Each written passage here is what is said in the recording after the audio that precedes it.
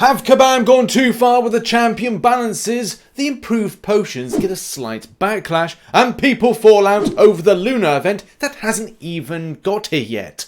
Yes, hello everybody and welcome to the Marvel Contest of Champions news for Friday. Thank the Lord it's Friday because it's been one of those weeks, hasn't it? It really has been. The Abyss of Legends being launched, these champion balances, and as well these kind of potions things all in the same week. And there's other things as well I'm probably missing off. It's literally been one of the busiest weeks in Marvel Contest of Champions. Friday is a good day of self-reflection in any case, and I just want to say a massive thank you to you watching this video. Thank you for believing in me, and thank you very much for coming back each and every day to smash out and watch videos. It's absolutely amazing. The support this year, and especially the ending point of last year, has been astronomical. So obviously massive thanks, and special thanks to my YouTube members, and as well Patrons, and finally Twitch subscribers. And by the way, if you do have an Amazon Prime account and want to give a free sub to myself, it doesn't cost you a penny, then go to the Twitch link down below. Thank you. We kick things off in the forum for the champion balances. Now, I must admit, there's been a lot of people just kind of like falling out one another, and it's kind of liking it. It's like people whipping out their pork saws and just like trying to have a sword fight with them. A bit of a weird kind of analogy, but there you go, we'll run with it, shall we?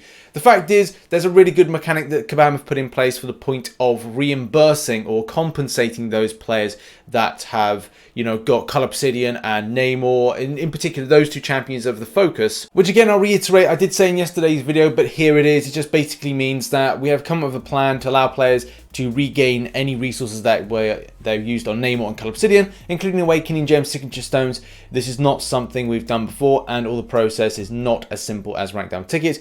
For any summoners that feel that they would like to change their mind about Awakening or ranking up Cull Obsidian or Namor, you'll be able to sell these two champions during a special 2-week time frame, including 5-star and 6-star versions. We will then identify all users that sold those champions during that time and return the champions any duplicates, any Awakening Gems, generic or class, Signature Stones, generic or class, Catalyst rank up gems, ISO, gold, used on these champions within the coming month. Obviously, for a lot of players that still feel very strongly that Cull Obsidian and Namor are fine as they are, will still be very disappointed by what Kabam has done with the champion balances. As I said, I've done a video on this, link is in the description down below, and it's time coded as well, so you can go to those individual sections. But the fact is there are some changes, I think, more to Cull Obsidian that haven't really impressed players, and some slight changes to Namor, which I think as well kind of devalue that champion a bit, but not as bad as Cull Obsidian has been. I won't be revisiting the Cull Obsidian and Namor post. As I said, I've done that in a video, but the fact is if you go there now, it's just a lot of people falling out and also just like sparking to say like their point is right, that other person's point is right. Kabam need to do X, Y, and Z, and I think Kabam need to read through it. They are policing it a little bit at the moment, but they need to kind of read through, I think, the criticism and the feedback that is directly about those champions, and obviously don't read all the people that are just like saying your point's wrong because you're an idiot. No, you're an idiot. No, you're an idiot. Love it. But obviously I've brought you to the Ebony Maw page, and just to read out what was put in today by Kabam Broccoli, which basically says, additionally to the degeneration can be countered entirely by bringing the right champion to face him. Now I don't know what that means, if that means that it could be a case of bringing in someone like Dr. Doom. As you know, is that synergy, I think it's with Mr. Fantastic, where he's able to reduce down degen based effects, and I don't know if that is referring to it, because Ebony Maw is essentially going to be created as a better defender and a little bit better than he was kind of attack or an offensive option. And Broccoli goes further to say the goal of this balance change was not to make him the new best mystic in the game, it was to raise the floor on his baseline damage to be more reasonable. The intention is that he can now participate in fights where his utility is valuable, such as needing to steal power gain buffs or land non-contact attacks. Ebony Maw won't close out fights faster than top damaging champions, but with the mechanics he can take little to no damage while fighting and reduce and control the opponent's power. The way that I would have loved Ebony Maw pitched to me is kind of like a Quake 2.0. And what I mean by that is that, you know, Quake, obviously you quake and bake, you constantly evade, you're doing the aftershocks, you're making sure you're keeping your distance, and the dynamic is there for like really kind of fun skilled gameplay, but also good amounts of damage output through debuffs. But the fact is, if it was to be put something in this kind of scenario with Ebony Maw, the same kind of really could apply, that you're allowing enemies to hit you and obviously they're missing, and at the same time you're keeping your distance to a degree, but you're putting on that degen based effect, and maybe by doing something similar by keeping your thumb down for a heavy attack, that again you're kind of putting on a degen based damage. But as well, you know, still doing stuff like maybe like nullifying, power buff, depressing, those kind of things as well. That's how I would have loved Ebony Maw pitched to me, but I don't know if that is really the case. And if it's going to be more of a defensive based option, then I guess we've got to put up with it, unless Kabam could, you know, sort us out with something nice. But they won't. So, moving on.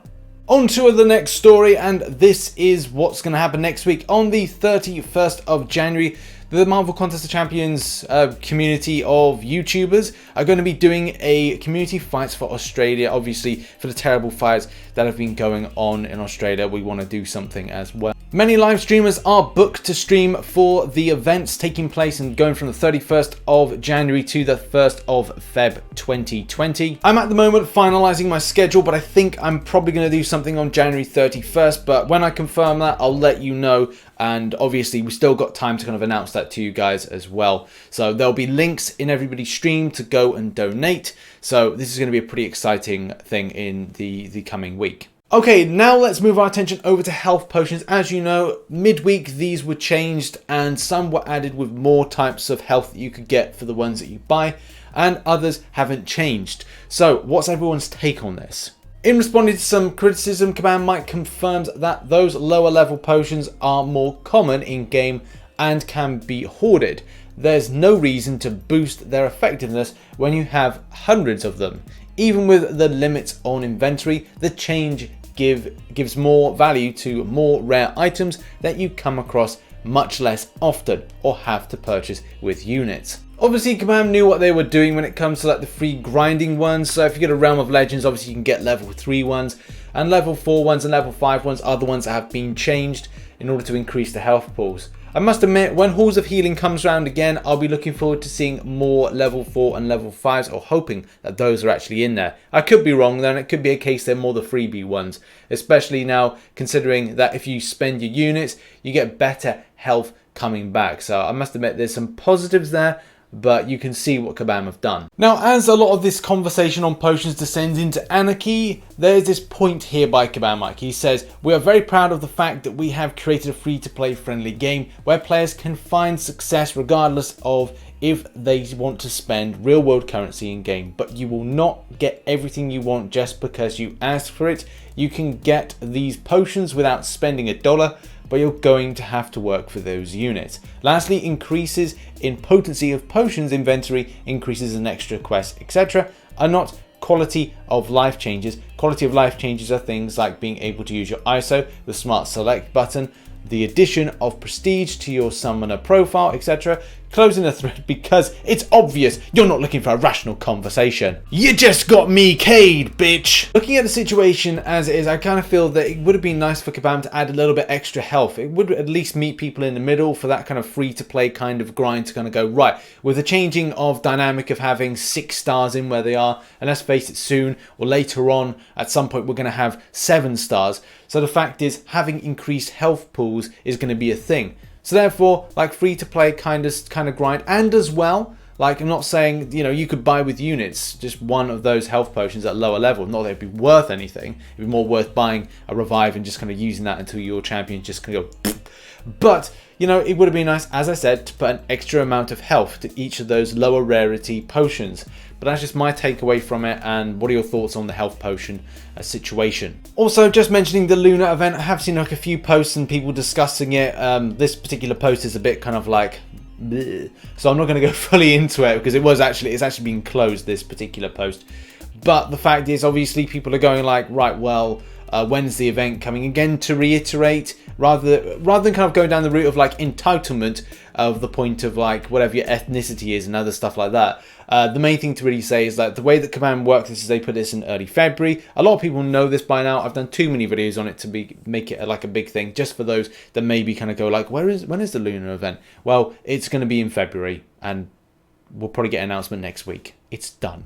Also, shout out to Chronic, moving on to Abyss of Legends related information and news. Shout out to Chronic for putting this together. This is a map of the entirety of the paths in Abyss of Legends, so go check it out if you're looking for information. Also, in other news, it looks like that there's certain fights that are starting with 110 charges in Abyss of Legends, something that I think Kabam have seen, but I'm not 100% sure on this particular bug.